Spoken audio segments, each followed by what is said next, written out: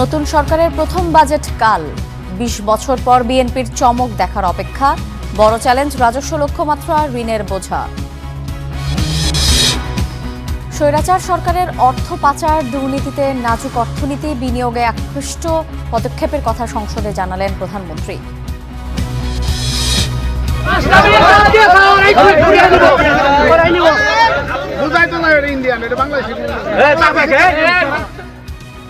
জামালপুরে পুশিং চেষ্টা ঠেকালো বিজেপি, বাংলাদেশিদেরই ঠেলে দেওয়ার দাবি দিল্লির। প্রতিবাদে সীমান্তের সব জেলায় বিক্ষোভ করবে 11 দল। 6 নবজাতকের মৃত্যুতে 8 দিন হাসপাতালের জবাবে সন্তুষ্ট নয় সরকার। স্বাস্থ্যের বিষয়ে সিদ্ধান্ত কাল। ইসলামী ব্যাংকের সামনে আজও বিক্ষোভ, দাবি আদায়ে অর্থমন্ত্রী বরাবর স্মারকলিপি প্রদান। পল্টন ময়দানে পুলিশের বাধা। এবং বিশ্বকাপের পর্দা উঠছে কাল। আয়ারল্যান্ডের বিপক্ষে বড় জয়ের প্রস্তুতি সারল আর্জেন্টিনা, মেসির গোল।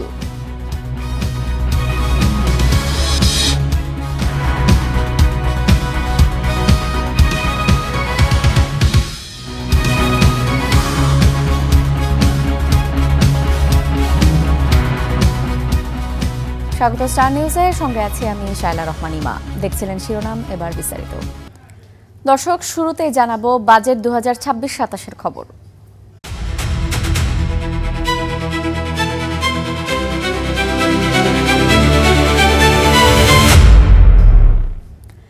জনগণের কাছে বাজেট মানে বাজারে স্বস্তি, নতুন কাজের সুযোগ এবং আয় বৃদ্ধি। নিয়মিত করদাতারা চান বাড়বে না করের বোঝা। ব্যবসায়ীদের দাবি বিনিয়োগ অনুকূল পরিবেশ এবং কর ছাড়ের। এত সব প্রত্যাশা কতটুকু পূরণ করতে পারবেন অর্থমন্ত্রী, সে প্রশ্নের উত্তর মিলবে কাল। মুন্নাফ রশিদের রিপোর্টে বিস্তারিত। তারেক রহমান সশস্ত্র চিত্রে শপথ করিতেছি যে 2 দশক পর রাষ্ট্র ক্ষমতায় ফিরে বিএনপি যেন এমন এক চালক যার হাতে ক্ষতবিক্ষত একটি গাড়ির স্টিয়ারিং তুলে দেয়া হয়েছে। একদিকে হাসিনা আমলের দুর্বল অর্থনীতি, অন্যদিকে মধ্যপ্রাচ্য সংঘাতের প্রভাব, জ্বালানি তেল ও বিদ্যুতের দামে জীবনযাত্রার ব্যয় বৃদ্ধির উত্তাপে চলমান দাবদাহ যেন আরও বেড়েছে। গাড়িটি এমন এক খাড়া পথে উঠছে যার সামনে 9 লাখ কোটি টাকার বেশি ব্যয়ের চ্যালেঞ্জ, যেখানে জ্বালানি থাকতে পারে 6,95,000 কোটি টাকার রাজস্ব আয়। বাকি পথ পাড়ি দিতে চালককে একদিকে যাত্রীদের কাছ থেকে অতিরিক্ত ভাড়া আদায় করতে হবে, নিতে হবে ধার। সরকার যদি অনেক বেশি ঋণ গ্রহণ করা শুরু করে তাহলে তো এটা ব্যক্তিখাতের ঋণের যে সরবরাহ সেটা চাহিদার সাথে সামঞ্জস্যপূর্ণ না থাকার একটা অবস্থা সৃষ্টি করতে পারে। সেই চাহিদাটা যাতে আমাদের পূরণ হয়, বাস্তবায়নটা আমার মনে হয় যে খুবই গুরুত্বপূর্ণ। কিন্তু সেটার জন্য তো আমাদের দেখতে হবে যে আগামীতে আমরা ভিন্ন ধর্মী কি করি যাতে বাস্তবায়নের উৎকর্ষতা এবং মানসম্মত বাস্তবায়ন এটা আমরা নিশ্চিত করতে পারি। সেটার জন্য আমাদের অপেক্ষা করতে হবে।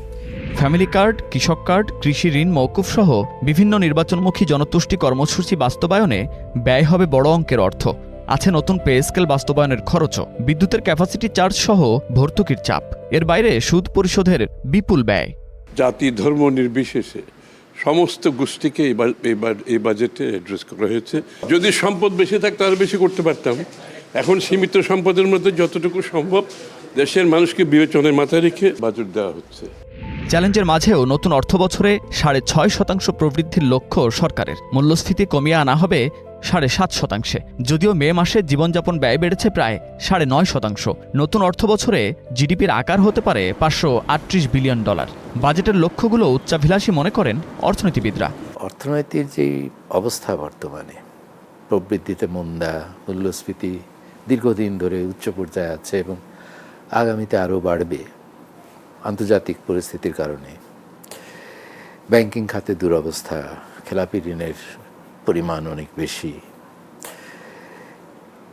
মানে বাফার খুব একটা নাই। একটা যে শক আপনি দিবেন ইকোনমিকে, সেটা সহ্য করার মতো শক্তি খুব সীমিত। এই পরিস্থিতিতে বড় ধরনের ঘাটতি বাজেট অর্থনৈতিক সহ্য করার মতো অবস্থা কিন্তু এখন নাই। জনসাধারণের প্রত্যাশা, তারা কর্মসংস্থান ও তুলনামূলক কম ব্যয়ে জীবনযাপন করার সুযোগ চান।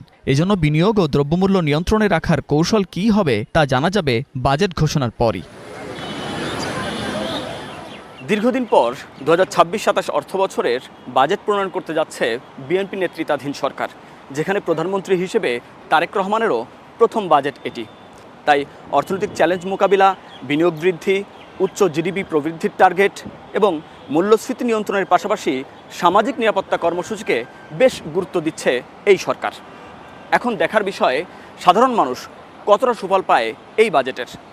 Munnaf Rashid, star news, Dhaka. বিদ্যুৎ, জ্বালানি তেল এবং এলপিজির দাম বাড়লেও বাজেটে জনগণকে স্বস্তি দিতে চায় সরকার। কিছু নিত্যপণ্যে কমতে পারে কর, এতে বাজারে কমতে পারে পণ্যের দাম। এছাড়া স্থানীয় শিল্প সুরক্ষায় কর ছাড় আসতে পারে, যাতে বাজারে কমতে পারে দেশে উৎপাদিত মোবাইল সহ নানা ইলেকট্রনিক্স পণ্যের দাম। বিপরীতে বাড়তে পারে আমদানি করা প্রযুক্তি পণ্য সহ প্রসাধনীর মূল্য।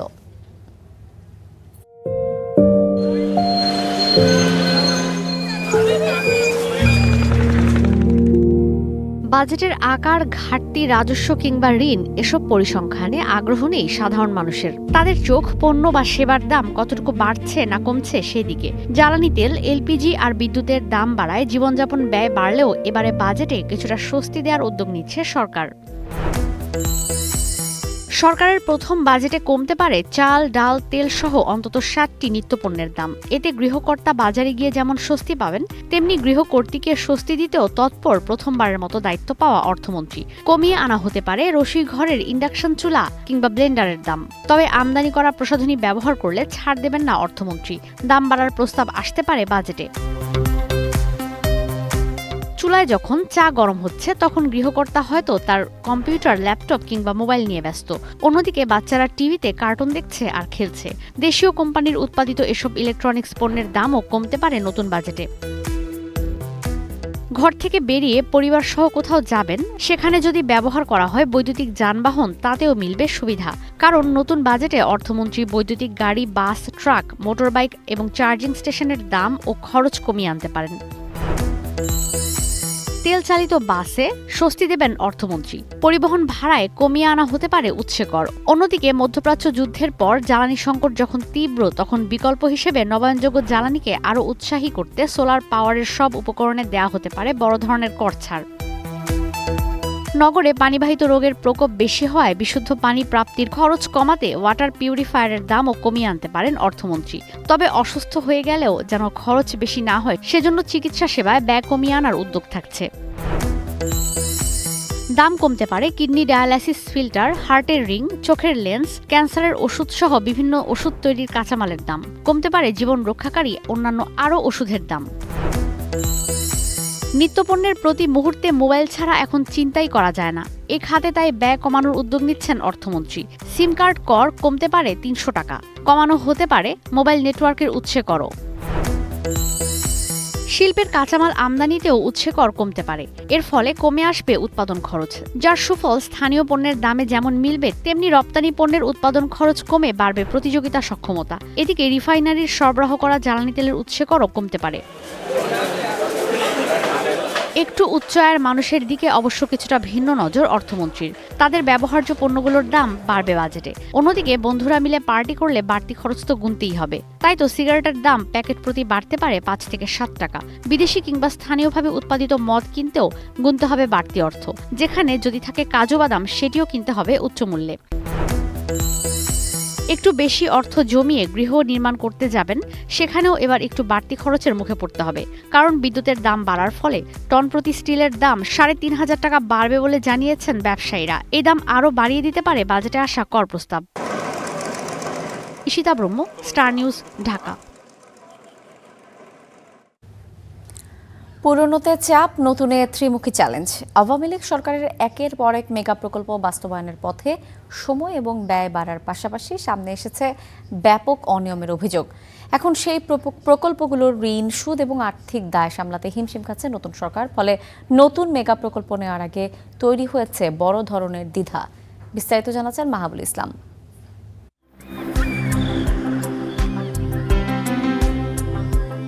উন্নয়নের গল্প লিখতে হাজার হাজার কোটি টাকার বিনিয়োগ। দেশের অবকাঠামো বদলে দিতে নেওয়া হয়েছিল একের পর এক মেগা প্রকল্প।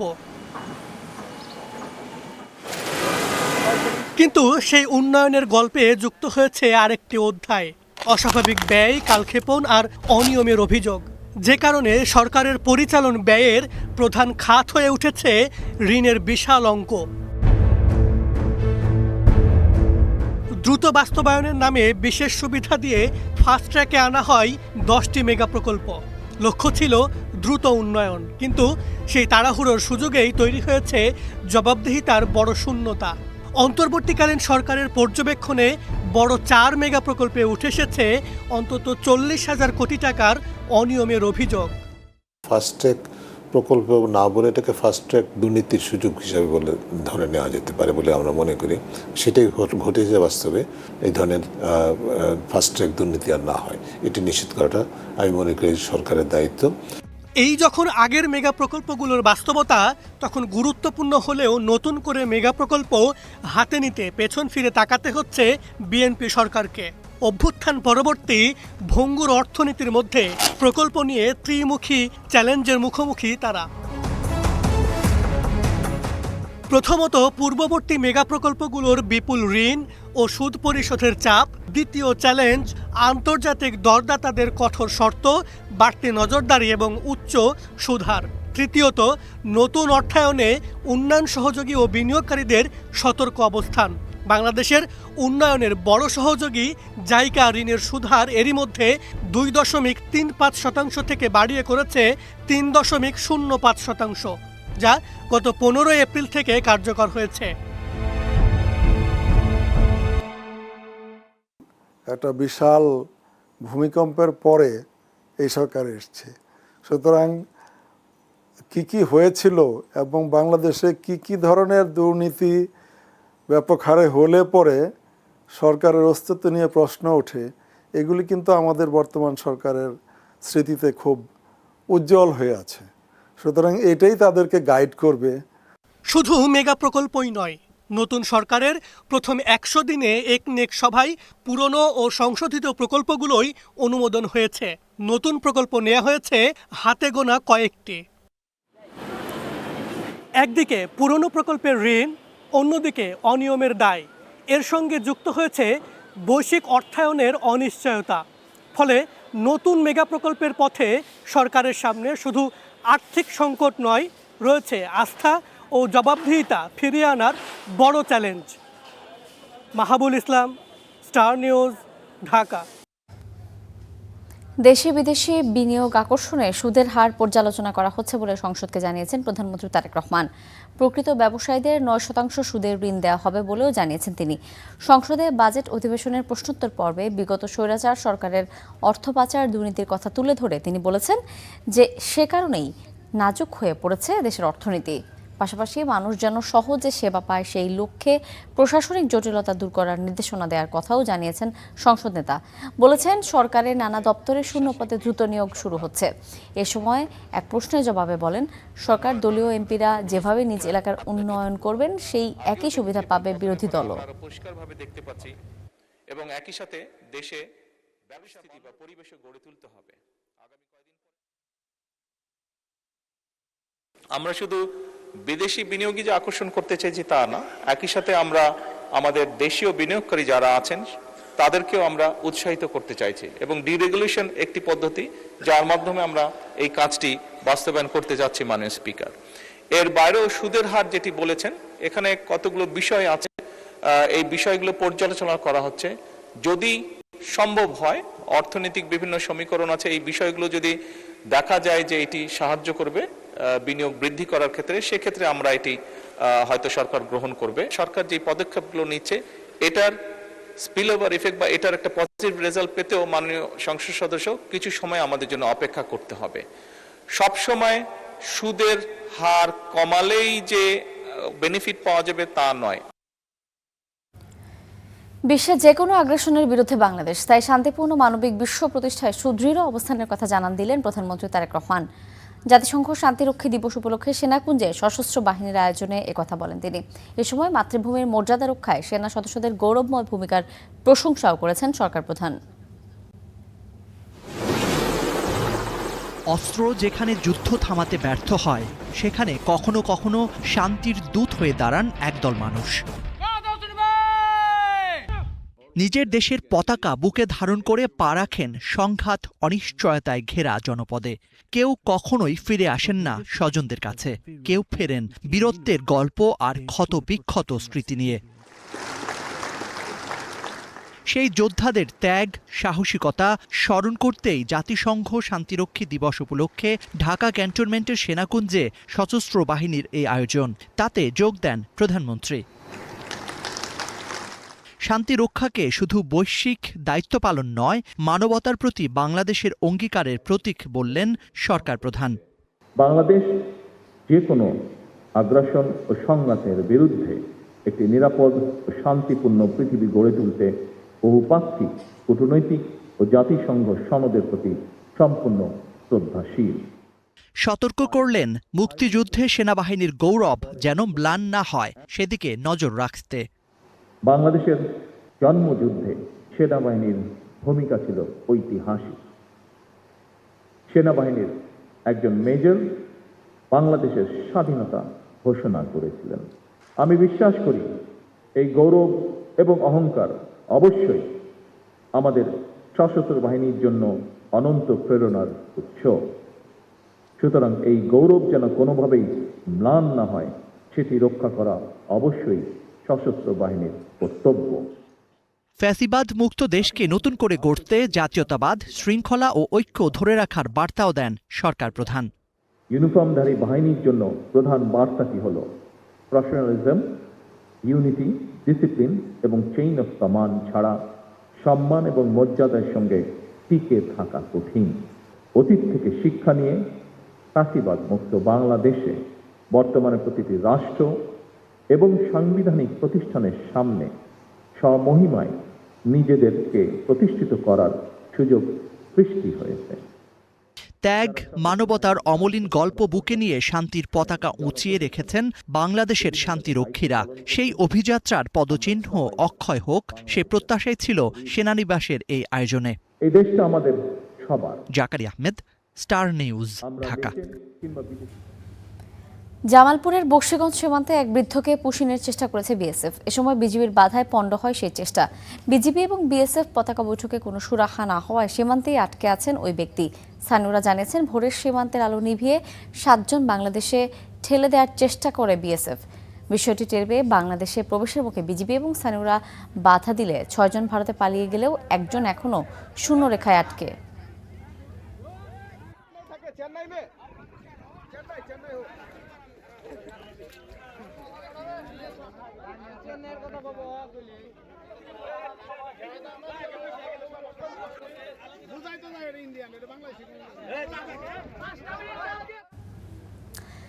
বাংলাদেশে পুশিনের কথা অবশেষে স্বীকার করেছে ভারত। দেশটির পররাষ্ট্র মন্ত্রণালয়ের মুখপাত্র রণধীর জয়সওয়াল জানিয়েছেন, ভারতে থাকা অবৈধ বাংলাদেশিদের প্রচলিত আইন অনুযায়ী ফেরত পাঠানো হচ্ছে। বিষয়টি নিয়ে দিল্লিতে চলমান বিজিবি বিএসএফ মহাপরিচালক পর্যায়ের বৈঠকে আলোচনা চলছে বলেও জানান তিনি। ভারতের পুশিন ইস্যুতে দুদেশের সীমান্তবর্তী এলাকায় চলছে উত্তেজনা। প্রায় প্রতিদিনই বিভিন্ন সীমান্তে পুশিনের চেষ্টায় বিএসএফ, যাতে সতর্ক অবস্থানে বিজিবি এবং স্থানীয় গ্রামবাসী। এমন বাস্তবতায় বাংলাদেশের পক্ষ থেকে 12 দফা চিঠি দেয়া হলেও জবাব দেয়নি দিল্লি। অবশেষে পুশিন ইস্যুতে মুখ খুলল ভারত। দেশটির পররাষ্ট্র মন্ত্রণালয়ের নিয়মিত ব্রিফিংয়ে পুশিনের বিষয়টি স্বীকার করে ভারতীয় মুখপাত্র রণধীর জয়সওয়াল। বর্তমানে ভারতীয় সীমান্তরক্ষী বাহিনী এবং বর্ডার গার্ড বাংলাদেশের মহাপরিচালক পর্যায়ের বৈঠক হচ্ছে। এটি ভারত ও বাংলাদেশের মধ্যে একটি দ্বিপাক্ষিক আলোচনা, যেখানে বিভিন্ন গুরুত্বপূর্ণ বিষয় নিয়ে কথা হচ্ছে। উভয় পক্ষই নিজেদের মধ্যে এসব বিষয় নিয়ে আলোচনা করছে এবং ভবিষ্যতেও আলোচনা অব্যাহত থাকবে। রণধীর জয়সওয়াল স্পষ্ট জানান, ভারতে অবৈধভাবে বসবাসকারী যে কোনো বিদেশি নাগরিকের বিরুদ্ধে দেশের আইন অনুযায়ী ব্যবস্থা নেওয়া হবে। একই সাথে শূন্যরেখায় অবস্থানরত মানুষদের ফেরত পাঠানোর বিষয়টিও তিনি আইনি প্রক্রিয়ার অংশ হিসেবে উল্লেখ করেন। যদি কোনো বিদেশি ব্যক্তি ভারতে অবৈধভাবে থাকে, তাহলে দেশের আইন অনুযায়ী তার বিরুদ্ধে ব্যবস্থা নেওয়া হবে। নোম্যান্স ল্যান্ডে যাদের রাখা হয়েছে তারা তেমনই হবে। এটা নিয়ে দুই দেশের সীমান্তরক্ষী বাহিনী বিএসএফ ও বিজিবির মধ্যে আলোচনা চলছে এবং এই বিষয়টি তাদের বর্তমান উচ্চ পর্যায়ের বৈঠকেও আলোচনায় উঠতে পারে। এর আগে পশ্চিমবঙ্গের মুখ্যমন্ত্রী শুভেন্দু অধিকারী নিজেই স্বীকার করেন, গত 1 মাসে সীমান্তবর্তী জেলাগুলোর আটক কেন্দ্র থেকে প্রায় 4,800 মানুষকে বাংলাদেশে পাঠানো হয়েছে এবং আরও 836 জন নির্বাসনের অপেক্ষায় রয়েছে। কাজী শাহরিন, স্টার নিউজ। সীমান্ত হত্যা এবং পুশিনের প্রতিবাদে দুদিনের বিক্ষোভ কর্মসূচি ঘোষণা করেছে জামায়াতে ইসলামী নেতৃত্বাধীন 11 দলীয় জোট। সংবাদ সম্মেলনে জানানো হয়, আগামী 12 জুন দেশের সব সীমান্তে জেলায় এবং 15 জুন ঢাকায় এ বিক্ষোভ করবে তারা। জোটের নেতারা বলেছেন, সরকারের 100 দিনের শাসনামলে আইনশৃঙ্খলা পরিস্থিতির ব্যাপক অবনতি হয়েছে। সীমান্ত হত্যা ও পুশিনের ঘটনাসহ সমসাময়িক নানা ইস্যুতে রাজধানীর মগবাজারে জামাতের কেন্দ্রীয় কার্যালয়ে সংবাদ সম্মেলন করে 11 দলীয় জোট। 17 বছরের যে কর্তৃত্ববাদী জোটের সমন্বয়ক হামিদুর রহমান আজাদ অভিযোগ করেন, সরকারের নতজানু পররাষ্ট্রনীতির কারণে সীমান্ত হত্যা বন্ধ হচ্ছে না। বিষয়টি আন্তর্জাতিকভাবে তুলে ধরতেও ব্যর্থ বর্তমান সরকার। সীমান্তের ক্ষেত্রে যে পররাষ্ট্র মন্ত্রণালয় যে ভূমিকা পালন করছে, স্বরাষ্ট্র মন্ত্রণালয় যে ভূমিকা পালন করছে, দুটো, একটা হলো ডিপ্লোমেসি আর একটা হলো আমার সীমান্তের সুরক্ষা। সরকারের যে নতজানু পররাষ্ট্রনীতি, এখান থেকে বেরিয়ে আসতে হবে, সমমর্যাদার ভিত্তিতে বাংলাদেশের স্বার্থ রক্ষা করে যাতে পররাষ্ট্রনীতির ভূমিকা পালন করা হয়। প্রায় একই অভিযোগ করেন এনসিপি নেতা নাসির উদ্দিন পাটোয়ারি। সরকারের ভূমিকা সীমান্তে খুবই অপ্রতুল এবং সরকার সীমান্তে নজরদারির ক্ষেত্রে খুবই স্বল্প ভূমিকা পালন করছে এবং এই ক্ষেত্রে 3 জন মন্ত্রী বক্তব্য দিয়েছেন। স্বরাষ্ট্রমন্ত্রী সালাউদ্দিন সাহেব বলেছেন, ওইখানে লেথাল উইপনে যে হত্যাকাণ্ড হয় এটা বর্ডার কিলিং না, কিন্তু উনি যে বক্তব্য দিয়েছেন এটা সত্য নয়, সেটা আমরা প্রত্যাখ্যান করছি। এ সময় সীমান্তবর্তী জেলা এবং ঢাকায় আলাদা বিক্ষোভ কর্মসূচি ঘোষণা করে 11 দল। আগামী 12 জুন বাংলাদেশের সীমান্তবর্তী সকল জেলা এবং ভিন্ন গুরুত্বপূর্ণ পয়েন্টে আমরা নাগরিকদের নিয়ে সেখানে প্রতিবাদ সমাবেশ করব। 15 জুন সেটা আমরা রাজধানী ঢাকায় বিক্ষোভের ডাক দিয়েছি। মুক্তিযুদ্ধের মতো সীমান্তে মানবপ্রাচীর গড়ে তোলার ডাকও দেয় 11 দলীয় জোটের নেতারা। বাংলাদেশের মানুষকে নিয়ে ঐক্যবদ্ধভাবে আমাদের সীমান্ত রক্ষা করব। Mazharul Islam, star news, Dhaka. বড় ভাই ফোন দিছে, ফোন ধরছো না কেন? মোহাম্মদপুরে ইন্টারনেট ব্যবসায়ীর অফিসে ঢুকে এভাবে হুমকি দিয়ে মারধর এবং লুটপাট করেছে দুর্বৃত্তরা। ঘটনায় জড়িতদের শনাক্ত করেছে পুলিশ। বাকিটা সাব্বির আহমেদের প্রতিবেদনে দেখুন বিস্তারিত। রাজধানীর মোহাম্মদপুরের লালমাটিয়া ইন্টারনেট ব্যবসার প্রতিষ্ঠান। মঙ্গলবার রাতে মুখে মাস্ক পরে সেখানে 8 থেকে 10 জন দুর্বৃত্ত ঢুকে পড়ে। সিসি ফুটেজে দেখা যায়, সেখানে ঢুকেই প্রতিষ্ঠানটির কর্ণধার মিঠু হাওলাদারকে খুঁজতে থাকে তারা। কিছু বুঝে ওঠার আগেই মারধরের মুখে পড়েন সেখানকার কর্মীরা। দেয়া হয় নানা হুমকি। ওই দলটির কাছে অস্ত্র ছিল বলে অভিযোগ কর্মীদের। ঘটনার পর থেকেই আছেন আতঙ্কে। আইসা দেখা যায় আমাদের অ্যাকাউন্টসে যারা ছিল ওদের কয়েকজনকে মারধর করলো, তারপর আমাদের আরও 2-4 জনকে মারধর করলো, করে এদিকে ঢুকে আমার বসের রুমে ঢুকে এখানে কিছু ভাঙচুর করলো। ভাঙচুর করার পরে বসের পিসি নিয়ে গেল। আমি বললাম, ভাই কি ওনাকে মারতেছেন কেন? তারপর ওনাকে ছেড়ে আমাকে মারছে আর বলতেছে তোদের বাপ আমার বাপের ফোন দিতেছে, ফোন ধরস না কেন? তোরা এগুলা এই এলাকায় ইন্টারনেটে ব্যবসা করস, আমাদের সাথে কথা বলস না কেন? আমাদের সাথে কথা না বলে কি তোদেরকে ইন্টারনেটে ব্যবসা করতে বলছে? প্রতিষ্ঠানের মালিকের কক্ষ থেকে মোবাইল ফোন, কম্পিউটার, এমনকি মনিটর নিয়ে যাওয়ার চেষ্টা করে দুর্বৃত্তরা। তাদের ধারণা এর পেছনে রয়েছে চাঁদাবাজির ঘটনা। তোর বাবা ফোন দিচ্ছে, ফোন ধরতেছিস না কেন? হ্যাঁ, তো আসলে এই বাবাটাকে আমরা অবগত নয়, আর আমার কাছে এই ধরনের কোনো ফোন এখন পর্যন্ত আসে নাই। আমরা শঙ্কা করছি যে হয়তোবা এই আতঙ্কটা দিয়ে আমাদেরকে হয়তোবা 2-1 দিন পরে ফোন করতো, হ্যাঁ, বা ফোন করবে। এ ঘটনায় মোহাম্মদপুর থানায় মামলা হয়েছে। পুলিশের ধারণা, ব্যবসায়িক বা পূর্ববিরোধের জেরে এ ঘটনা ঘটে থাকতে পারে।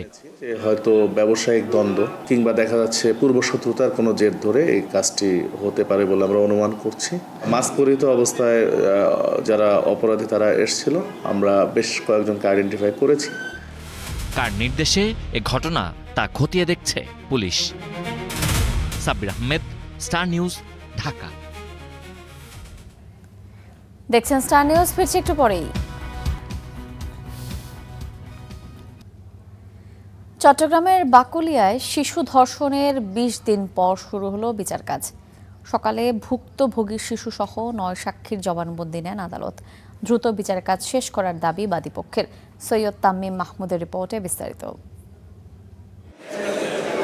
শুরু হলো আলোচিত চট্টগ্রামের বাকুলিয়ায় শিশু ধর্ষণ মামলার আনুষ্ঠানিক বিচার কাজ। ঘটনার ঠিক ২০ দিন পর আদালতের কাঠগড়ায় তোলা হলো আসামি ডেকোরেটর কর্মী মনির হোসেনকে। বুধবার সকালে কড়া পুলিশ প্রহরায় তাকে হাজির করা হয় চট্টগ্রামের শিশু সহিংসতা দমন ট্রাইব্যুনালে। প্রথম দিনে বিচারক সৈয়দা হাফসা জুমার আদালতে সাক্ষ্য দেন মামলার বাদী ও ভুক্তভোগী শিশুর বাবা। এরপর একে একে শিশুটির নানা নানি, খালা, মামা সহ ৯ জন সাক্ষী দেন। দুপুরের পরে আদালতে আনা হয় ধর্ষণের শিকার শিশুটিকে। খাস কামরায় গোপনীয়তার মাঝে তার সাক্ষ্য নেন আদালত। ওর সরকারের কাছে আবেদন আছে একটা, ওই আমার নাতির ফাঁসি জানি ওকে দেয়, তাহলে ঘরে ঘরে মানুষের আর এরকম হবে না, বাংলাদেশ একটু শান্তি হয়ে যাবে। যারা ধর্ষণকারী, যারা বাচ্চাদের প্রতি লোভী বা মেয়েদের প্রতি লোভী, ওদের যেন বরাবর মতো শাস্তি হয়, এটাই কামনা। আমরা আশাবাদী এই মামলায় আমরা প্রমাণ করতে সক্ষম হব এবং ন্যায় বিচারের জন্য আমরা যথেষ্ট আশাবাদী। এদিকে তড়িঘড়ি করে তদন্ত শেষ করায় প্রকৃত সত্য আড়ালের শঙ্কা জানান আসামিপক্ষের আইনজীবী। তদন্ত কার্যক্রমের মধ্যে আমরা এখন বলতে পারছি আইয়ুর একটা জেরার একটা বিষয় আছে। আইয়ুকে যদি আমরা জেরা করতে পারি তাহলে এই মামলার সব কিছু এটা ক্লিয়ারেন্স বলা যাবে, ওনার কতটুকু ত্রুটি ছিল কতটুকু ত্রুটি ছিল না। এটা ২১ মে বাকুলিয়ায় শিশু ধর্ষণের ঘটনা ঘটে। ৪ জুন আদালতে পুলিশ তদন্ত প্রতিবেদন দিলে বুধবার থেকে আনুষ্ঠানিক বিচার কাজ শুরু করে আদালত। Syed Tamim Mahmud, Star News, Chittagong. ৬ নবজাতকের মৃত্যুতে ৮ দিন হাসপাতালের জবাবে সন্তুষ্ট নয় সরকার। স্বাস্থ্যের বিষয়ে সিদ্ধান্ত নেওয়া হবে কাল, সচিবালয়ে কথা জানান স্বাস্থ্যমন্ত্রী। এছাড়া জাতীয় প্রেস ক্লাবে এক আলোচনা সভায় ডেঙ্গু পরিস্থিতি মোকাবেলায় সবাইকে সচেতন হওয়ার আহ্বান জানিয়েছেন তিনি। ৮ দিন হাসপাতালে ৬ নবজাতকের অস্বাভাবিক মৃত্যুতে তোলপাড় হয় দেশ জুড়ে, যাতে কারণ দর্শানোর নোটিশ দেয় স্বাস্থ্য মন্ত্রণালয়। সেই নোটিশের জবাবও দিয়েছে হাসপাতাল কর্তৃপক্ষ। এ বিষয়ে সচিবালয়ে স্বাস্থ্যমন্ত্রী সর্দার সাখাওয়াত হোসেন জানান, ৮ দিন হাসপাতাল কর্তৃপক্ষের জবাবে সন্তুষ্ট নন তারা। শাস্তিমূলক কি ব্যবস্থা নেওয়া যায় সে বিষয়ে সিদ্ধান্ত নেওয়া হবে বৃহস্পতিবার। তারা ইচ্ছা করে করে না, এইসব নানান কথা অনেক গল্প করেছে, অনেক ৪-৫ পৃষ্ঠা লিখেছে, এগুলো বুলেট পয়েন্ট পর কিছুই লেখেনি, বেগ রিপ্লাই। বুধবার সকালে জাতীয় প্রেস ক্লাবে আলোচনা সভায় স্বাস্থ্যমন্ত্রী প্রতিমন্ত্রী জানান, এবারের বাজেটে স্বাস্থ্য খাতে দেশের ইতিহাসে সর্বোচ্চ বরাদ্দ দেওয়া হবে। ডেঙ্গু পরিস্থিতি মোকাবেলায় সবাইকে নিজ নিজ অবস্থান থেকে কাজ করার আহ্বান জানান স্বাস্থ্যমন্ত্রী। আগামীকাল বাজেট ঘোষিত হবে, আপনারা দেখবেন আগামীকালকের বাজেটে ইনশাআল্লাহ আমাদের বিএনপি সরকার স্বাস্থ্য খাতে ইতিহাসের সর্বোচ্চ বাজেট আলোচনা করবে। একটাকে সবাই মিলে মোকাবেলা করতেছি, অনেকটা এগুচ্ছি, আরেকটা আসতেছে ডেঙ্গু। আপনারা দয়া করে যার যার অবস্থান থেকে পরিষ্কার পরিচ্ছন্ন থাকা, ডেঙ্গুর প্রোটোকল মেনটেন করা। মন্ত্রী জানান, প্রান্তিক পর্যায়ে ১ লক্ষ স্বাস্থ্যকর্মী নিয়োগ দেবে সরকার, এর মধ্যে ৮০,০০০ই হবে নারী। আরিফিন ইমন, স্টার নিউজ, ঢাকা। নতুন চেয়ারম্যানের পদত্যাগ সহ ৭ দফা দাবিতে বুধবার অর্থমন্ত্রীর বরাবর স্মারকলিপি দিয়েছেন ইসলামী ব্যাংকের সচেতন গ্রাহক ফোরাম। সকাল ১১টায় আন্দোলনকারীরা ইসলামী ব্যাংক টাওয়ারের সামনে অবস্থান কর্মসূচি পালন শুরু করেন। পরে সচিবালয়ের দিকে যাত্রা করলে পল্টনে বাধা দেয় পুলিশ। আন্দোলনকারীরা সেখানে বসে পড়েন। এরপর ১০ সদস্যের একটি প্রতিনিধি দল সচিবালয়ে স্মারকলিপি জমা দেন। নতুন চেয়ারম্যান খুরশিদ আলমের পদত্যাগ সহ ৭ দফা দাবিতে বুধবার সকাল ১১টায় আন্দোলনকারীরা ইসলামী ব্যাংক টাওয়ারের সামনে অবস্থানের মধ্য দিয়ে কর্মসূচি শুরু করেন। পরে সচিবালয়ের দিকে যাত্রা শুরু করলে পল্টন ময়দানের কাছে পুলিশ বাধা দেয়। সেখানে বসে অবস্থান নেন আন্দোলনকারী গ্রাহকরা। পরে ১০ সদস্যের একটি প্রতিনিধি দল সচিবালয়ে স্মারকলিপি জমা দেন। আমাদের যে দাবি নিয়ে আমরা স্মারকলিপি মন্ত্রী মহোদয়ের কাছে দেওয়ার জন্য এসেছি, পাই নাই, ওনার পিএস এর কাছে আমরা দিয়ে গেলাম। ইসলামী ব্যাংকের বর্তমান চেয়ারম্যান ও তার স্ত্রীর দুর্নীতি তথ্য তুলে ধরেন গ্রাহকরা। বলেন, চেয়ারম্যানকে ব্যাংকে প্রবেশ করতে দেয়া হবে না। তার ওয়াইফ একজন ঋণ খেলাপি। ঠিক, আমরা এক ফোঁটা রক্ত বেঁচে থাকতে ইসলামী ব্যাংকের মতো পবিত্র জায়গায় খোরশেদ আলমকে বসতে দেওয়া হবে না। আজকেও রাজপথে আছি, আমরাই বিতর্কিত চেয়ারম্যানের পদত্যাগ ছাড়া রাজপথ ছাড়বো না ইনশাআল্লাহ। মঙ্গলবার সংসদে ইসলামী ব্যাংক নিয়ে স্বরাষ্ট্রমন্ত্রী সঠিক তথ্য দেননি বলে অভিযোগ করেন আন্দোলনকারীরা।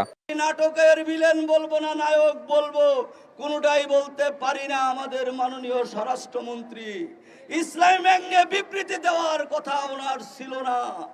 ইসলামী ব্যাংক নিয়ে বিবৃতি দিবে অর্থমন্ত্রী, উনি না থাকলে আইনমন্ত্রী, অনধিকার চর্চা করে স্বরাষ্ট্রমন্ত্রী ইসলামী ব্যাংক নিয়ে নির্লজ্জ মিথ্যাচার করেছেন। দাবি আদায় না হলে কঠোর কর্মসূচি দেওয়ার হুঁশিয়ারি দিয়েছেন গ্রাহকরা। ইসলামী ব্যাংকে ব্যাংকের হাতে তুলে দেওয়ার ব্যবস্থা করছে, সেই কারণে আমরা সরকারকে ধিক্কার জানাই। তার এই ন্যাক্কারজনক কাজের জন্য আমরা নিন্দা জ্ঞাপন করছি।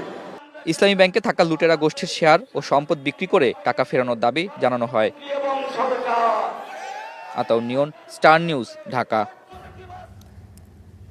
বিয়ে নিয়ে প্রতারণার মামলায় খালাস পেলেন ক্রিকেটার নাসির হোসেন এবং তার স্ত্রী তামিমা। মামলায় তামিমার সাবেক স্বামী রাকিবের করা অভিযোগ প্রমাণিত না হওয়ায় তাদেরকে খালাস দেন ঢাকার মেট্রোপলিটন ম্যাজিস্ট্রেট জসিতা ইসলামের আদালত। ন্যায় বিচার পাননি দাবি করে আপিল করার কথা জানিয়েছে বাদীপক্ষ। 2021 সালের 14 ফেব্রুয়ারি ভালোবাসা দিবসে বিয়ে করেন ক্রিকেটার নাসির ও বিমানের ক্রু তামিমা। বিয়ের সেই ছবি সামাজিক যোগাযোগ মাধ্যমে ছড়িয়ে পড়লে শুরু হয় বিপত্তি। আদালতে এসে তামিমাকে নিজের বৈধ স্ত্রী দাবি করে মামলা করেন স্বামী রাকিব। অভিযোগ করেন তাকে তালাক না দিয়েই নাসিরের সঙ্গে বিয়ের পিঁড়িতে বসেন তামিমা। জানান একমাত্র ছেলে প্রতীক্ষায় আছে মায়ের। তবে শুরু থেকেই নাসির তামিমার দাবি রাকিবকে তালাক দিয়ে বিয়ে করেছেন তারা। তবে রাকিব বলছে নিয়ম মেনে তালাক দেওয়া হয়নি তাকে। দীর্ঘ 5 বছরে আইনি লড়াই শেষে এই মামলার রায় ঘোষণা করলেন আদালত। রাকিবকে দেয়া তামিমার তালাক বৈধ ঘোষণা করে নাসির তামিমার বিয়েকেও বৈধ বলে রায় দেন আদালত। উভয় পক্ষের সাক্ষ্য পর্যালোচনা অন্তে উভয় আসামিকে বেকসুর খালাস দিয়েছেন এবং খালাস দেওয়ার সাথে যে কয়েকটি ফাইন্ডিংস উনি পড়ে শুনিয়েছেন তার মধ্যে উল্লেখযোগ্য হলো তালাকনামার নোটিশ কোনো ইউনিয়ন পরিষদের চেয়ারম্যানের নিকট না পৌঁছানো মানে এই নয় যে তালাক হয়নি। তবে এই রায় ক্ষোভ প্রকাশ করেছে বাদীপক্ষ। উচ্চ আদালতে যাওয়ার ঘোষণাও দেন তারা। এই মামলার যখনই লিখিত রায় বের হবে তখনই তার বিরুদ্ধে আমরা উচ্চ আদালতে আপিল করব। আমরা এত এভিডেন্স জমা দিছি, তারপরে আমাদের সাথে পিবিআর রিপোর্ট ছিল, এরপরও যদি ন্যায় বিচার বাংলাদেশে না পাওয়া যায় তাহলে আর কোথায় পাওয়া যাবে। 2022 সালের 9 ফেব্রুয়ারি ব্যভিচার, প্রতারণা ও জালিয়াতির অভিযোগে নাসির ও তামিমার চার্জ গঠন করেন আদালত। বিচার চলাকালে এই মামলার 10 জন সাক্ষী সাক্ষ্য দেন। Rahman Foyez, star news. দেখছেন স্টার নিউজ, ফিরছে একটু পরেই। আফগানিস্তানের সীমান্তবর্তী 3টি প্রদেশে বড় ধরনের বিমান হামলা চালিয়েছে পাকিস্তান। এতে 11 শিশু সহ 13 জন নিহত হয়েছে বলে জানিয়েছে আফগান সরকার। গতরাতে কুনার, খোস্ত এবং পাকতিকা প্রদেশে হামলা চালায় পাকিস্তানের সামরিক বাহিনী। যুক্তরাষ্ট্র এবং ইরানের মধ্যে হামলা বন্ধে যখন মধ্যস্থতা করছে পাকিস্তান, তখন এই হামলা চালালো দেশটি। ওয়াশিংটন পোস্টের খবরে বলা হয়, আফগান সরকারের মুখপাত্র জাবিহুল্লাহ মুজাহিদ জানিয়েছেন, গতরাতে পাকিস্তানের সামরিক বাহিনী আবারও আফগানিস্তানের আকাশসীমা লঙ্ঘন করে কুনার, খোস্ত এবং পাকতিকা প্রদেশে বেসামরিক বাড়িঘরে বোমা হামলা চালিয়েছে।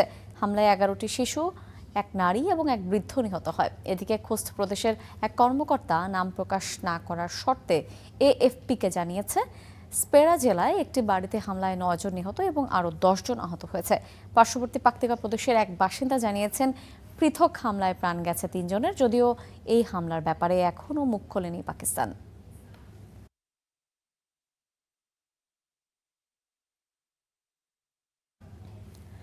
নেতানিয়াহুকে ইরানে হামলার জন্য বকাঝকা করে পরদিন নিজেই ইরানে হামলা চালালেন মার্কিন প্রেসিডেন্ট ডোনাল্ড ট্রাম্প। হরমুজ প্রণালীতে মার্কিন হেলিকপ্টার ভূপাতিত করার ঘটনায় ইরানের দক্ষিণাঞ্চলের বন্দর আব্বাস, জাস্ক এবং কেশম দ্বীপের 3 দফা হামলা চালিয়েছে মার্কিন বাহিনী। বিপরীতে মধ্যপ্রাচ্য জুড়ে যুক্তরাষ্ট্রের বিভিন্ন মার্কিন ঘাঁটিতে হামলা করেছে ইরান। দেশটির বিপ্লবী গার্ড জানিয়েছে, তারা বাহরাইনে মার্কিন 5ম নৌবহরে হামলা চালিয়েছে। এছাড়া জর্ডান এবং কুয়েতেও হামলা চালিয়েছে তেহরান। কয়েক ঘন্টার ব্যবধানে নতুন করে হামলার মুখে পড়েছে ইরানের দক্ষিণাঞ্চল। একের পর এক বিস্ফোরণে নতুন করে উত্তেজনা ছড়িয়েছে পুরো অঞ্চল জুড়ে। ইরানি সংবাদ মাধ্যমগুলোর তথ্য অনুযায়ী সর্বশেষ হামলায় লক্ষ্যবস্তু করা হয়েছে কৌশলগতভাবে গুরুত্বপূর্ণ এলাকাগুলো। বন্দর আব্বাস, জাস্ক ও কেশম দ্বীপে চালানো হয় হামলা। সিরিকের বেমানি জেলায় ধ্বংস হয়েছে 2টি পানির ট্যাঙ্ক, ক্ষতিগ্রস্ত হয়েছে একটি টেলিযোগাযোগ টাওয়ারও। হামলার পরপরই পাল্টা প্রতিক্রিয়ায় হুঁশিয়ারি দিয়েছে তেহরান। ইরানের পররাষ্ট্রমন্ত্রী আব্বাস আরাকচি বলেছেন, নিরাপদ থাকতে চাইলে যুক্তরাষ্ট্রকে উপসাগরীয় অঞ্চল ছেড়ে যেতে হবে। একই সাথে যেকোনো হামলা বা হুমকির জবাব দেওয়ারও ঘোষণা দেন তিনি। বাহরাইনে অবস্থানরত মার্কিন ৫ম নৌবহরকে লক্ষ্য করে ড্রোন হামলা চালিয়েছে আইআরজিসি। হামলা হয়েছে জর্ডান ও কুয়েতের মার্কিন ঘাঁটিতেও। কড়া হুঁশিয়ারি, মার্কিন আগ্রাসন অব্যাহত থাকলে আরও কঠোর জবাব দেওয়া হবে। এদিকে ওয়াশিংটনের দাবি, তেহরানের আচরণেই আত্মরক্ষামূলক হামলা চালানো হয়েছে এবং এরই মধ্যে এই অভিযান শেষ হয়েছে বলেও জানিয়েছে তারা। তাদের ভাষ্য, এই হামলা ছিল হরমুজ প্রণালীতে মার্কিন অ্যাপাচি হেলিকপ্টার ভূপাতিত করার জবাব। একই সাথে আন্তর্জাতিক বাণিজ্যিক জাহাজ চলাচলের নিরাপত্তার বিষয়টিও ফের সামনে আনে তারা। ক্রমবর্ধমান এই উত্তেজনার মাঝেও আলোচনা ও সমঝোতার পথ খোলা আছে বলছে ইরান। তবে তাদের অভিযোগ, মুখে আলোচনার কথা বললেও যুদ্ধের ময়দানে তার কোনো প্রতিফলন রাখছে না যুক্তরাষ্ট্র। এবার প্রতিশোধ নয়, কত দ্রুত হামলার জবাব দেওয়ার সক্ষমতা রয়েছে তা দেখানোই ইরানের লক্ষ্য বলে মত বিশ্লেষকদের। কারণ পাল্টা প্রতিক্রিয়া না দেখালে ভবিষ্যতে ইরানে হামলাকে ওয়াশিংটন স্বাভাবিক বাস্তবতায় পরিণত করতে পারে বলে মনে করে ইরান। ইফফাতিরা, star news. এই ছিল স্টার নিউজে। এতক্ষণ সাথে থাকার জন্য ধন্যবাদ।